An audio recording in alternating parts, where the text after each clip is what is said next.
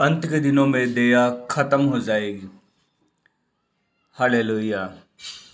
तो हम जानते हैं मेरे भाई और बहनों भी, आज जो समय चल रहा है वो अंत का समय चल रहा है, अंत के दिन चल रहे हैं।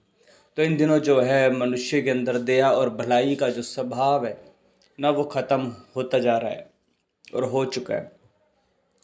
याकूब 2:13 लिखा है, जिसने दया नहीं की उसका न्याय बिना दया के होगा। दया न्याय पर जयवंत होती है। हमें याद रखना कि दया करने वाले पर ही दया होती है। जब तक हमारे अंदर दया की भावना नहीं होगी, हम एक मतलबी जीवन गुजारेंगे। फिर एक स्वार्थी और मतलबी मनुष्य किसी काम का नहीं, क्योंकि दया ही परमेश्वर का स्वभाव है। दया के कारण ही हम दूसरों के साथ भलाई करते हैं।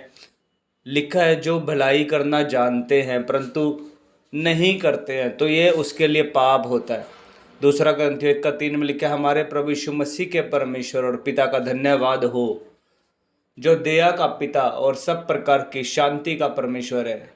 परंतु अंतिम दिन समय में दया खत्म होती जा रही है। मनुष्य के अंदर कठोरता और स्वार्थीपन आ गया है। ये स्वभाव मनुष्य को नरक में लेकर जाएगा। इस कठोर स्वभाव के कारण उसे नरक की आग में जलना होगा, क्योंकि दया न्याय पर जयवंत होती है। जब हम दूसरों पर दया करते हैं तो हम पर भी परमेश्वर की पिता की ओर से दया होती है। जब हम किसी दुख संकट परेशानी में होते हैं तो उस समय हमारी भी सहायता होती है। अगर हमने सहायता की है, अगर हमने दूसरों का अच्छा किया, दूसरों पर दया किया, दूसरों के साथ भलाई की है, भला किया है, तो अगर दया का बीज बोया है तो उसकी फसल भी हम अवश्य काटेंगे यीशु मसीह के नाम से। आमीन। तो दूसरा ग्रंथियों 4:1, इसलिए जब हम पर ऐसी दया हुई कि हमें सेवा मिली तो हम हियाव नहीं छोड़ते।